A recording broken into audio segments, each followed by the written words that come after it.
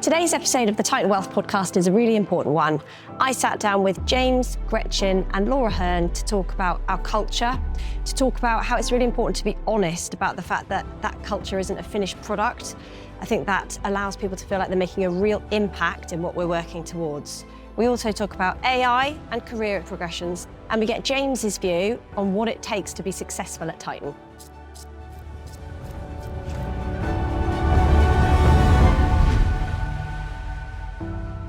Hi guys, welcome to the Titan Wealth podcast. So I'm here today with James, our co-founder and joint CEO, who hopefully most of you already know, with Gretchen, our head of HR, and with Laura, who joined us just at the beginning of this year. So hopefully most people know who James is by now. So Gretchen, would you mind just introducing yourself and just giving a little summary of who you are and where you've come from? Hi, so I'm Gretchen Roberts. I'm the Group HR Director. I head up the HR for the Titan function. I initially joined Titan as part of the acquisition with GPP, so that was about 4 years ago. 4.5. So you're an old timer now in Titan terms. Yes, I've been here very long. So yeah, that's where I come from initially. And you're based in London? I am. I split my time between London and Cape Town at the moment, where we have offices, but mostly in London at the moment. Mm-hmm. Yeah. Thank you. How about you, Laura? Yeah, so I joined at the beginning of January, so quite new, as a Behavioural Insights Partner. So sitting with HR, but I suppose acting as a kind of internal strategic partner for sort of the people side of internal change. But no, lots of exciting things, lots of work. I think your role is from a staff perspective, is quite an exciting investment to see that Titan is making an investment like that in staff, culture, well-being. So yeah, it's great to have you. Thank you. So we're going to talk a little bit about culture today. So Gretchen, when we talk about culture at Titan, what are we really talking about here? So culture is basically the way we behave every day with our peers, with our management team, how we act in front of our clients, how we address challenges. So really just who we are as a business and the way we work. Okay. And why is it important not to overstate where our culture is today? We've obviously been, as a business, on an acquisitive journey, and there are lots of businesses becoming one. So it's probably important to talk about how our culture isn't a finished product, right? No, definitely not. And that's, a business like Titan that is changing all the time. Our culture isn't defined. It won't be defined until we reach the final, the end goal, because all businesses, culture evolves over time. And I think it's important that people understand that, because if we try and act or say, our culture is X, Y, and Z, and we don't show that, then people don't really trust, what are you actually portraying? So it's important to be visible and honest about where we are changing. Culture develops over time. We're a young business. We do have a culture, but I'm sure in a few years' time, as we grow, as we get new acquisitions, things will look a lot different. So yeah, that's why I think it's really important that we're honest about the culture piece. And how does culture show up in everyday decisions rather than being just statements that you've alluded to, things that are just written down on bits of paper? So I think because culture is, as I said earlier, about behaviour in terms of the decisions, the way we make decisions on, difficult things. Sometimes it's decisions like how we move forward with an acquisition, how we, make changes. That's where the culture and who we are and what we believe defines the decisions we make. I think a lot of it's got to be leading by example, hasn't it, as well? Exactly, yeah. Demonstrating what we expect. Yeah, and the management team in terms of, as you say, setting the tone from the top and living those values for their reports to be able to mirror, I guess. Mm-hmm. James, why does alignment matter more than people just doing things in the same way? That cultural alignment, sort of commonality of goal and understanding. I think, I've just done a podcast, and I think it's quite interesting. It comes back to sort of one Titan, as it were. Where is alignment? What is alignment? And I come back to the culture piece as well. It's got to be refined over a period of time. I mean, we make acquisitions, we continue to make acquisitions. There are different cultures from those businesses, whether it be small, larger, etc. International, whether it be Guernsey, you're from Guernsey, whether it be the guys from Dubai, whether it be guys from Scotland or Newcastle or Norwich, doesn't really matter. They're different cultures. they're similar because that's why we've got them to there in the first place. The alignment piece is that what either a business has sold to us on the premise that they want to come in, partner, they want to develop going forward. And so that's normally the owners. What we're trying to do is we end up with, obviously, all the staff and the people who work for those businesses that are being brought together. The challenge is that we've gone from 70 people to 1,400 plus people now. These two know only too well. The challenges that brings with it, you do as well. And I think the alignment that I try and look at this, and Andrew does as well, is that what we want is people on the same page. You're not necessarily going to get the full culture here. I don't actually think it'll ever fully develop in reality, because in 5-10 years, you can define certain parts of that culture, but you have to leave individuality into it for certain parts of maybe the world or a different type of business line, et cetera, et cetera. Alignment. Why do we want alignment? It makes it easier to work with everybody in reality, and I think we continue, and I know that at some point we'll probably end up discussing having a share save type scheme for people. We want people to benefit, which means alignment at the same time as the group grows. I think we want a culture that is, I go by very simply, work hard, play hard. People can say, oh, well, that's terrible, that's ridiculous in this day and age. It's not. I think if you work hard, rewards come from it. And if you have that alignment, I think that's the way forward. We don't want to, we are not a corporate. And I will fight that tooth and nail for quite some time. We might be a scale of a corporate, but I will fight that tooth and nail in what we do and how we behave. Yeah, I think everyone would agree. We don't want to have a culture that's too stiff and proper. No. Yeah. Oh, no. Yeah, see, look, you lot are all chuckling. That's exactly case in point. Yeah. Gretchen, we talk a lot on these podcasts and as a business about one Titan and aligning everybody. How do we achieve that? You know, when we're looking at different businesses, different cultural practices, different geographies, different processes, how can we work towards that? So I think to James's point, we're never going to be fully 100% aligned. It's just not possible. There are people from Dubai, Harrogate, Cape Town, all over the world, and they have different experiences and different expectations. But the one culture from my perspective, or our perspective, is we're all aligned as to how we do things. We might do it slightly differently, but it's about how we achieve that. So what's the expectation? You don't have to do it specifically as the book says, but we need to get to a certain point, doing it through our values, the collaboration, the commitment and working together, moving forward. So you can't fully, to answer the question, you can't fully align everybody in terms of that. But the one Titan, he's come along on the journey of Titan, and this is where we're trying to move forward to. And there must be, when you're looking at different businesses that we've bought and different offices, there must be cultural positives in each place Definitely. that you think we can learn from as a group and take little snippets from each of those places. But I think that, as James says again, there's areas where there's good culture and it's amazing, but you don't, we want to create a new culture, but we're keeping those good pieces. We want to also learn from, the ones we acquire, what do they do? And so often the culture evolves with the new individuals or business that come forward, and we, from that perspective. So it's keeping the identity, the good pieces, but also addressing the areas where we can all improve. Mm-hmm. Core values. Yeah. Keep the core values, and the core values I go back to what we're saying, of work hard, play hard. I think also transparency. We talk. I think doing these podcasts is one thing, and I think is key. We, on our previous podcast, Andrew and I were just talking about, there's an element of youth. So you get that transparency because you're quite not afraid. Why should anyone be afraid to talk to anyone about what's going on and how we develop? And I think if you have that, it's not enveloping people or protecting people, treating them as mushrooms, as the old saying used to go. There's no point doing that. And Andrew raised it on, again, last podcast, that IWP have been literally kept in the dark till the last moment. Why? There's no point. I mean, it's their management, not ours. So we don't operate on that basis.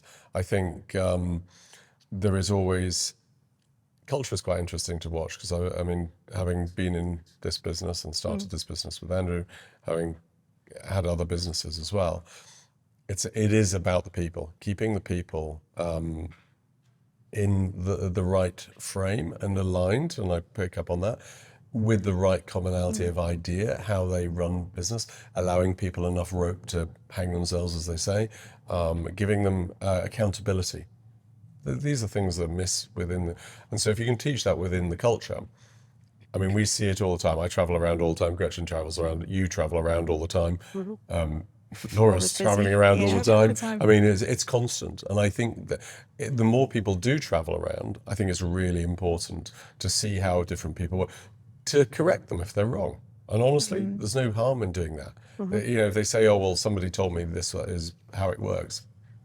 If it's wrong, tell them, because the problem is in a lot of this day and age, people don't, they back off and say, oh, well, he's not my line manager or she's not my line manager, whatever it happens to be. And the reality is the culture should be, you correct them to what is our, as in Titan, what's the responsibility and what's the process, et cetera, et cetera.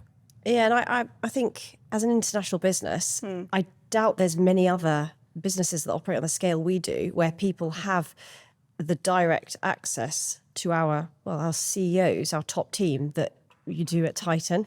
Yeah. I mean, we can't get rid of you, James. I know, it's terrible. I've been trying to go for ages, but hey.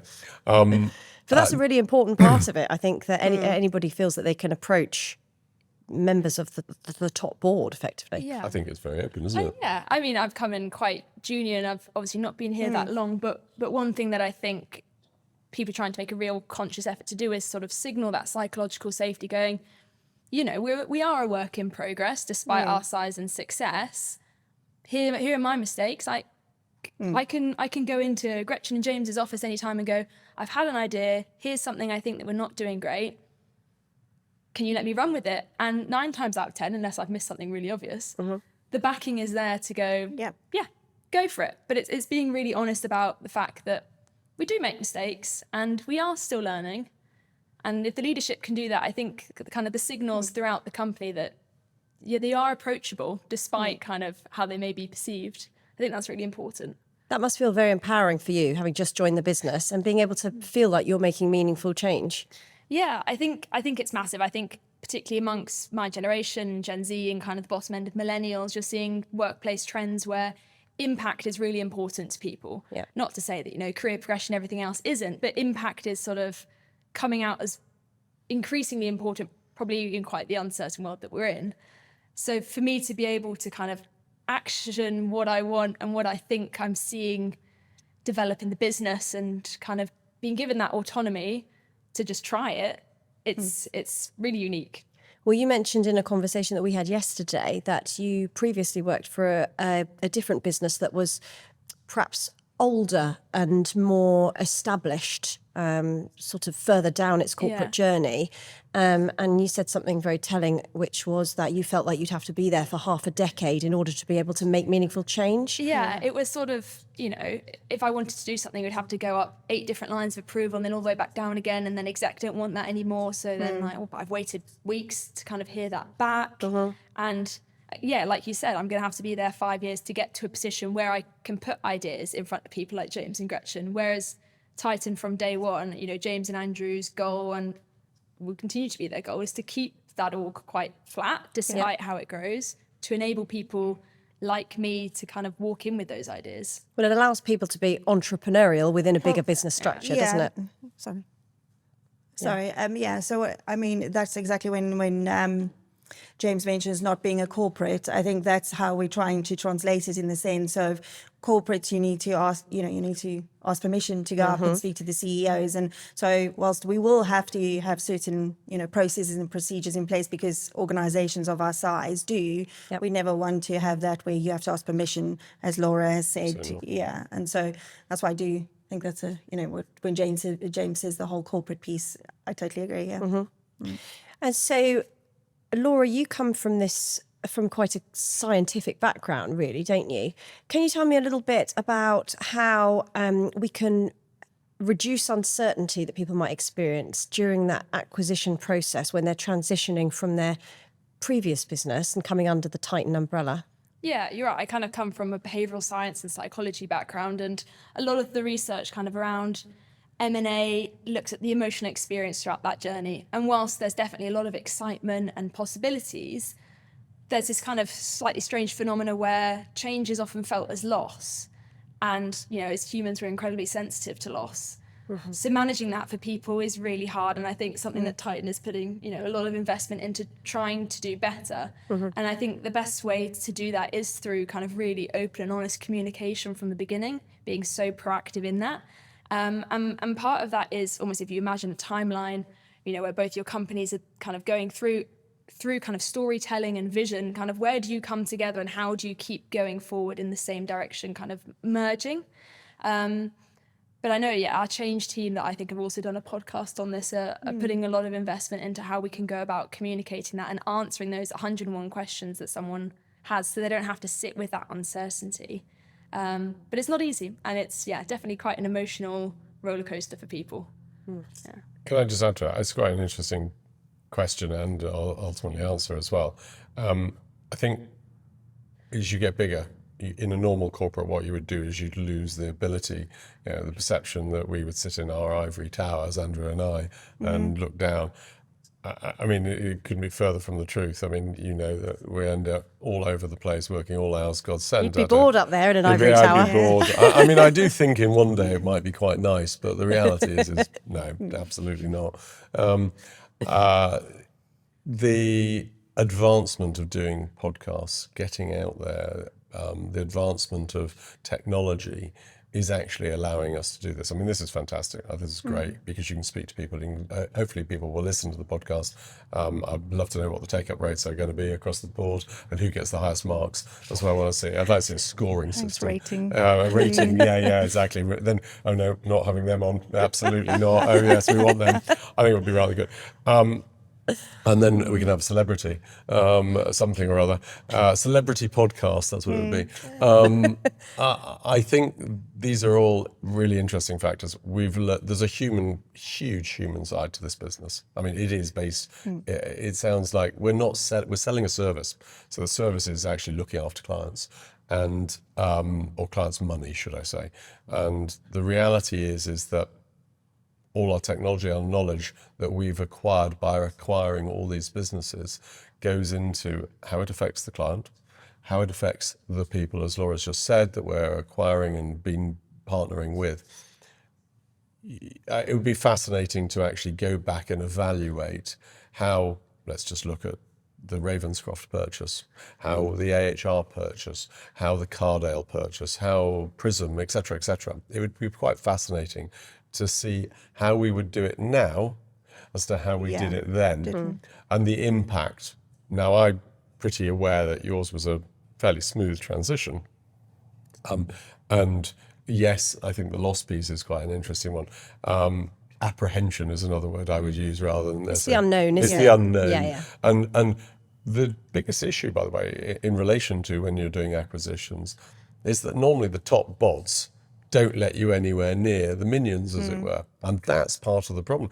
Whereas what do you think? I think the way that we actually are is that we actually like to get to know the minions, as it were, and the people there. I shouldn't use that terminology, but anyway, listen. Employees. Employees. No, but you see, I think minions is just fun because it's, I think, and that's who you really want to know, because the top bods might be going, or they might be... Well, the employees are the people doing all the work, Correct, usually? absolutely. And that's really critical. Yeah. And so I think from...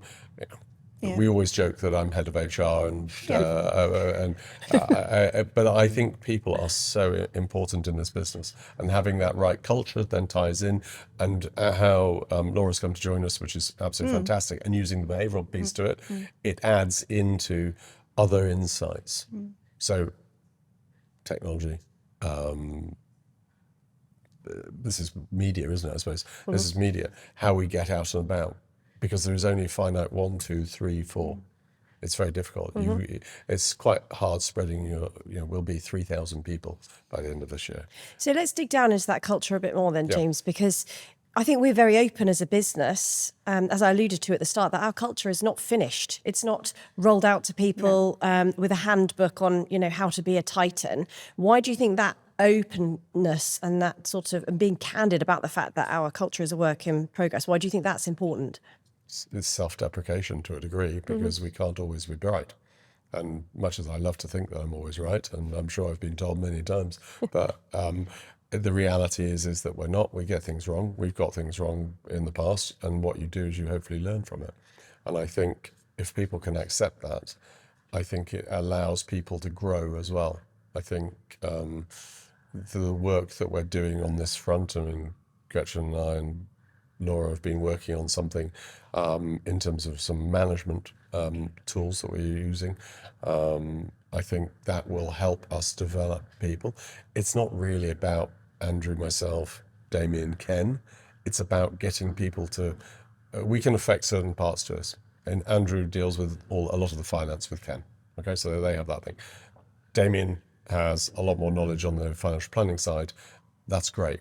He's got experience. And that's not to say that anyone over 50 has a shitload of experience at all. But in our case, it probably is. There is a working all the way down. I don't know what the youngest member of the staff is. 18? Have we got 18-year-olds? Potentially, yeah. Potentially, Leaders, probably. yeah. I think we've got to give them the ability to rise and ambition and drive, and we need to set that scene to do it. And we need to get people who will see our vision. So vision, culture, they're inextricably linked. And buying into their future as well. But I think being transparent is, it builds that sense of trust. And for the younger generation, as James is saying, I think being honest in saying to them, we don't have it right, also is in a way an invitation to say, come and tell us what we're getting wrong. To Laura's point earlier, there's a different generation. They want different things, and we don't know always what that is, and we can't define a culture without that feedback. So that's also why it's important to be honest. We don't know everything, as James says. Yeah, and I think it comes back to what you were saying about impact. And I think that being presented with an unfinished product that's a work in progress allows employees to feel that they can have an influence. Exactly that. Yeah, Can be a part of It's got to shaping be what that looks like. authentic. Yeah. And I don't think you could walk into any company, no matter how successful and happy its employees were, and they would ever say their culture was finished and perfect. It's sort of this always hypothetical end state that you want people to always be working collaboratively together to kind of to achieve and to buy into. Yeah, fair. So we state our values as being creativity, collaboration and commitment. Well tied in that. I know. Gretchen, how do you see those manifesting in real life and day-to-day work? What does collaboration actually look like on a now global scale? So collaboration is communication as well, in the sense of we collaborate and communicate with all different parts of the business. So we don't forget that we have individuals in other parts of the business doing something similar, and bringing them with, if there's a project, or aligning with them on, and making sure we're communicating and engaging with one another. So that's the basic level of collaboration. Creativity is always an interesting one, especially in our space. People, we've had people go creativity in a regulated space that can be a bit strange. But what we're trying to say there is around creativity and innovation, thinking differently, not creative in the sense that maybe you would think creative, but innovation within the governance and the regulated space, and ask questions. Don't just assume the way I did something before is the way I should do it going forward. We know, that there are always ways to improve, and we need to innovate and be creative with our solutions moving forward. And then commitment, to me and to the rest of, I've had a lot of conversation around what is commitment, because some people see commitment as very different things. But for us, commitment is commitment to Titan, not the business only, but the people that we work with, and moving it forward. You need to be committed to the cause, and in order to be part of a team, anybody does. So, that's why I see it in terms of, if we're a successful business, we are committed to one another. Do you have anything to add to that on the values front? No, I think kind of, again, it also ties back to how you pull people together towards like this vision and this mission. And there are those three values that kind of people build off. But I think we've also found that while they are kind of written down, people do tend to feel them naturally sort of in their own way. So definitely on the right tracks. I know what you mean about creativity. People think, oh, Yeah. hang on, you work in a finance business. What do you mean creativity? But actually, a lot of our creativity in our particular side of the business has come from creating new client solutions. So clients come to us and say, this is what I'm trying to achieve. And we'll say, hold the line, caller, let's see what we can do. You know, we try to come up with creative ideas and how we can help them. Go back though. What was your first question? Was collaboration. And I think collaboration was the interesting bit. You have created something in terms of the periodic table. I'm not going to steal the thunder from the summit, but the reality is you've created something with it, collaborating with other parts of the business to show what we do across the business. I mean, I can't take any credit for that. I just shone the spotlight on the people that had really done all the work and had all the good ideas. Collaboration, though, is it not? Good example. And creativity. And I think that's what we're about. And we're trying, because there are parts of this business that don't know what other parts are doing. And it comes together with one Titan. It comes with some unity, collaboration, creativity. And then communicating it is the end game. I hate using all these 3 C's, but anyway. I think commitment to colleagues is a really important one as well. And actually, Tom Grogan on his podcast, which will probably come after this, he talked about, building really meaningful relationships with his colleagues and feeling like, when you put the effort in, you get so much more out, and feeling that he would go the extra mile for people that he's met within the business now, having built those personal relationships. So that's a really important part of it, isn't it? Yeah, exactly. James, what kind of behaviours tend to undermine commitment as a business grows? Like, what sorts of troubleshooting can we, Open a can of worms. Yeah. I don't know whether we want to go here.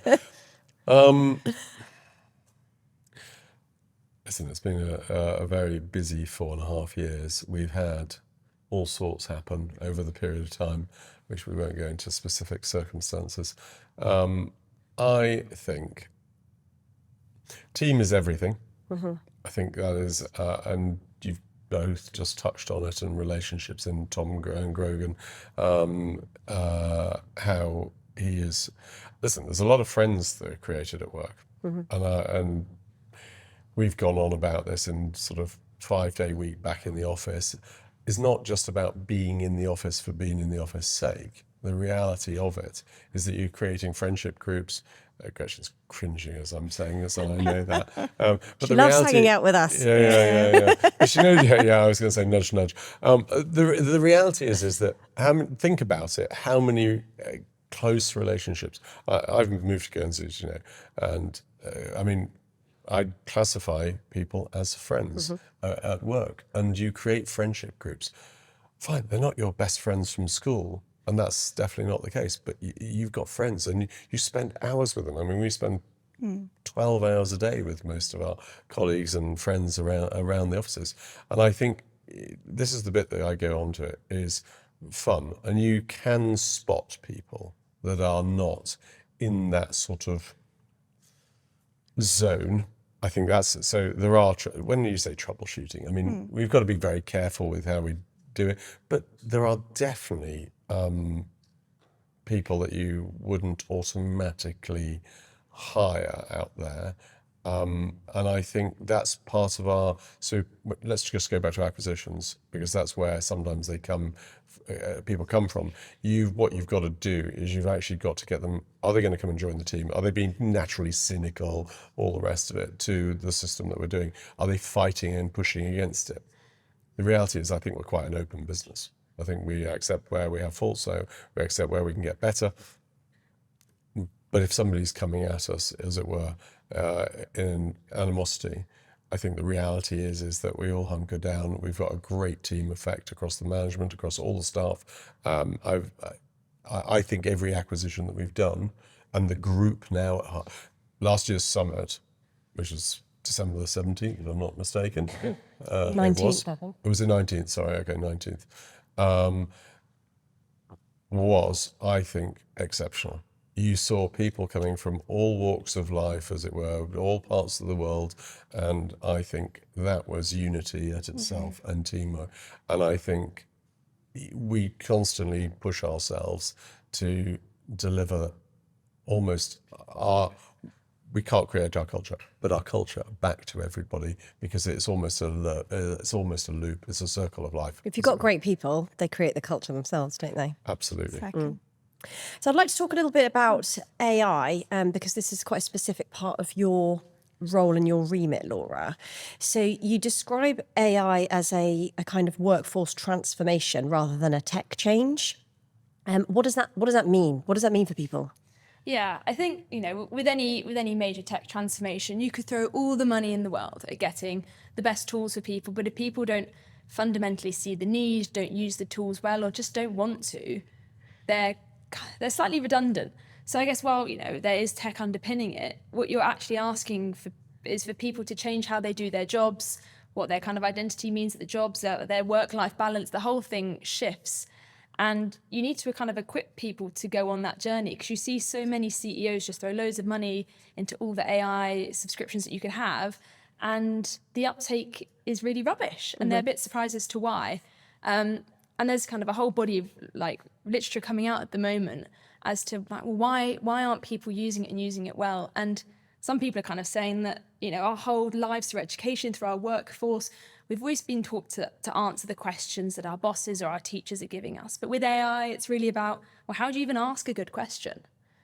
So with that, you need to tell people, you need to educate them, and kind of with the uncertainty that comes with AI, with all the different headlines that you see coming out with their own agendas, you need to take time to take people through that process. And it's not an easy process, and it's not kind of a one-time, one-touch, great, we're all happy now. It's, James's and sort of a wider team putting a lot of resources into taking people on that journey to try and help with the uptake, help with the uncertainty, and help kind of with this really unique opportunity to upskill themselves. Because as far as we know, AI is not going anywhere in the wider world.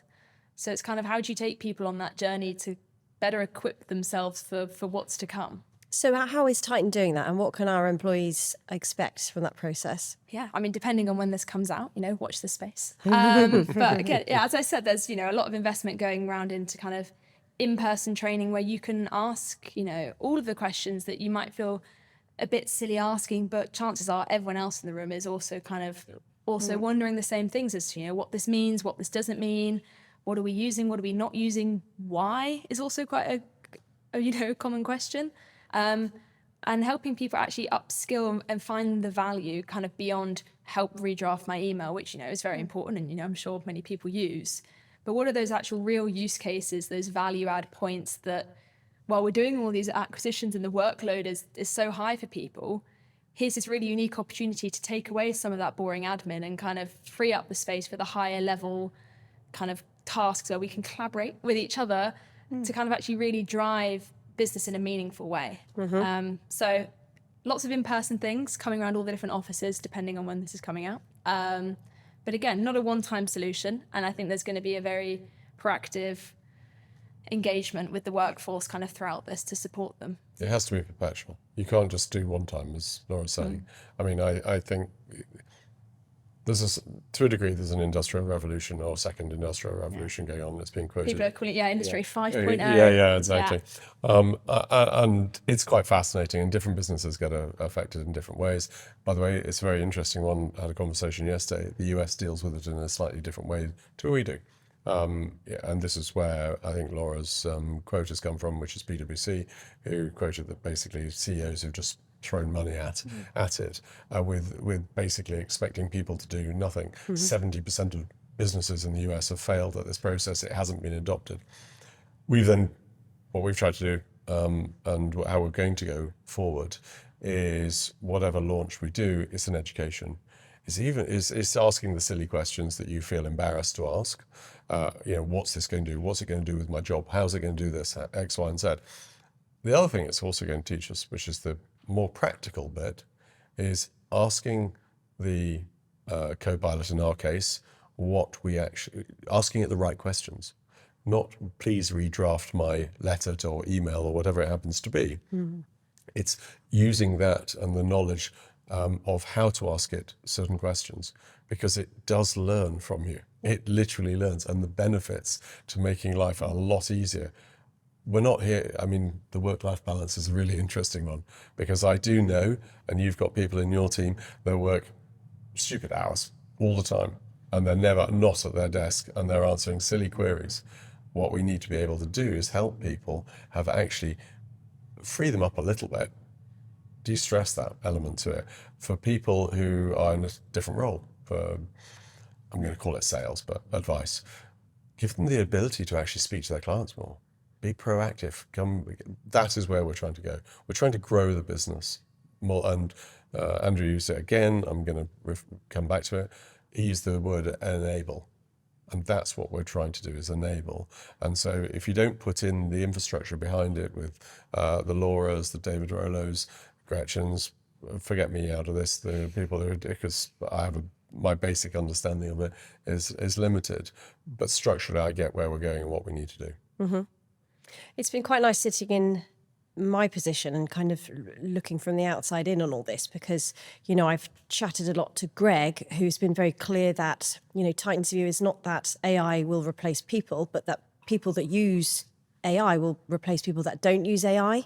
And then Titan says, and as that's our mantra, we're going to provide you all with the opportunity to upskill, come on that journey with us. You know, we're giving you all the tools you need, but then it's on you That's a to brilliant quote. adopt them and move forward with them. So it's really nice to see that Titan is putting that out there and then supporting people on that journey.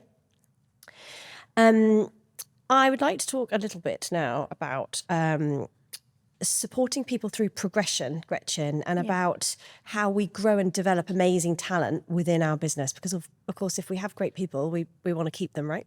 Yeah, exactly. So we don't have at this stage formal training plans in the way that you maybe see in a corporate, and it is something we're all very much aware of, but that does not mean that we're not committed to helping others progress. So what we do at this stage in terms of our evolution from a training and development point, we've asked, you know, we're expecting individuals to stand, you know, to come forward and say, I want to study this, I want to do X, Y, and Z. I want, you know, have conversations with their managers, with others, be curious about what opportunities are available. Yes, we will hopefully get to a point where, you know, there's a more strategic place in terms of the way that you can follow through different trainings. But I think part of what we are looking for is that curiosity in terms of what can I achieve, what options are there. Self-drive. Yeah. So we want individuals to, you know, I don't want to be able to tell somebody like Laura, you have to do X, Y, and Z to get to there. I want her to feel the freedom to go through the different steps to get to where she wants to by collaborating in the way that she needs to with different individuals and senior managers, asking to study certain, any kind of qualification. So we're more open about progression in the sense of any formal training, but there are obviously the more specific avenues looking at what's available on just in terms of vacancies. Everybody's always welcome to put their hand up and say, well, I think I can do that. We don't expect individuals to be always the most, the perfect picture when it comes to roles. So we're happy for people to put themselves forward. And there are so many different roles at Titan, aren't there? There's so many different career paths that actually it would be quite difficult to be prescriptive and say, I mean, you can obviously do it with financial planning or investment management, but there's so many operational roles that don't necessarily have a distinct pathway, hey? We should always hire internally. It's without a shadow of a doubt. If we're 1,400 people going to 3,000, we should definitely hire internally first and foremost. It's really simple. I'd like to actually start kite surfing, please. Could I have kite surfing lessons, please? When are you going to kite surf? I don't know. I haven't worked that one out yet. If it gets you out of our head, James, that's absolutely fine with us, eh, Gretchen? Yeah, if it's going to help the business, then we're happy to, Then, Laura, just coming back to the psychology behind progression then, what really motivates people beyond job titles and progression ladders? Yeah, I mean, like I sort of touched on earlier, it's one of those that it does vary by generation, and obviously there are kind of individual differences within that, and it's hard to always account for everyone specifically. Have you studied that then during your education and your training? Have you looked at how different generations briefly, yeah, and it's also a a big kind of emerging literature with sort of lots of studies kind of by the big consultants as to, like what do people even really want? And it's it changes quite rapidly, I think, as it reflects sort of the outside world. But yeah, kind of coming back to what I said earlier, you've seen that study that Gen Z, kind of 80 to 90% of people are saying that impact and purpose in their work is now, really correlated with that kind of sense of fulfillment and purpose and how much they enjoy their job. So again, kind of with that org structure, with kind of buying into Titan's value and its mission and its kind of entrepreneurial spirit, it's kind of enabling that on top of, I guess, the internal hiring and the kind of standard incentives that you get in an organisation. Yeah. And James, then, I know that you have discussed this on your previous podcast, but I think it would be a really nice tie-in here. If I ask you, what does it take to really succeed at Titan? What are your thoughts on that? I think I give the same answer again. I think you work hard, you put yourself in the right position to have creative ideas that bring forward. I've always gone on the basis that, and again, I'm going back to my previous answer with Andrew. When we started work in the 80s and in the early 90s, I know that's how long ago it is, and some of you weren't even born. The reality of it is that our first days at work were probably the happiest days of our lives, because you were the grunt at the bottom of the chain. It depends where you started in sort of what type of business, and you had fun, and you went to work. You needed to earn a crust. You needed to earn I think my first salary was £3,000 a year, and I look back now and go, crikey. But what drives you forward is the ambition. I had a great set of people around me. I don't think I was given what I would call a fixed career or path. I think that we encourage everybody. Somebody is, we're quite a flat structure, so we see what's coming out through the mix, and the cream will always rise to the top. I always use that. And whether it be in a good way or in a bad way, but you do pick people and on their ethics, on their moral fibre, how they interact. And I think we've got some young people in this group, and I'm going to go young because you can see them rising already. And I hear comments left, right, and centre about certain people, and you go, "Wow, okay, that's really impressive. I like that." And then you get into, I think, career progression. Funnily enough, in the sort of 40s age group is a difficult one, because how do you? Let's say you're in sales or in advice. I think then in which case you're targeted, and you have there's ways to look at that. And that again rises within that process. I think we're always spotting, Andrew, I, Damien, Ken are all north of 55. We ain't going to be here forever and a day. And if I'm looking at you, Gretchen, Tiff, Dave, I could go through a whole list, Mike, Greg, blah, blah, blah, and I keep on going. The reality is that there are so many roles for people to step up into. We cover everything as a group, as a global group, and positioning. It allows people to move around, it moves up and across and change direction as well. So I think we're open to that. And I would say that is the advantage that Titan has, is we're open to that. We listen. The flat structure allows people to get through and speak to us. I won't give my WhatsApp number out to everyone, but I mean, historically, we've communicated via WhatsApp with a lot of people. I mean, there are, whether it be IWP, whether it be, which obviously is now Titan, so it is Titan. Most people have got some form of access into the management team in one way or another. And so I would say that I would always encourage to get ahead, if get ahead is the wrong word, to get their ideas out, collaborate and speak. But there's a real opportunity there for people to feel like they can create their own path at Titan. I think it's I hope so. I'd almost put it back to the three of you. I would say, I know James phrases as work hard, and people can perceive that. Don't change that. No, well, people can perceive that as you saying, get up, work, go to bed, work. But I don't think that's what we're trying to portray. What we're trying to say is, work hard, be committed in what you're doing, ask questions, speak to others, look for opportunity. Because, like I said earlier, we don't have a formal training plan, and maybe we will get there one day, maybe we won't, maybe we'll feel, well, actually we don't need to. We want individuals to find their own way, and that's the exciting part about Titan. It's there for the taking, as I like to say to people. Yep. But maybe because we don't have time, because we're so busy integrating and doing other things, or maybe just because that's the type of individuals we're looking for in the business, can't always show you what exactly is there for the taking. Mm-hmm.